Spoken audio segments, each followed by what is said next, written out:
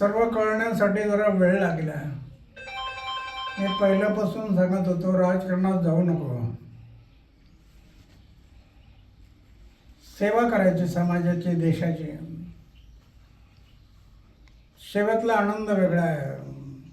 धन दौलतीतून तो मिळत नाही, हे मी सांगत येतो.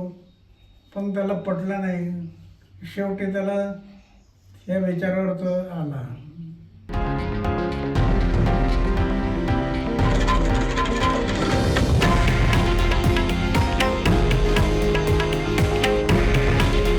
हे आहे देशातील नंबर 1 न्यूज नेटवर्क आणि आपण पाहत आहात TV9 मराठी. काळजी तुमची, हित महाराष्ट्राचं.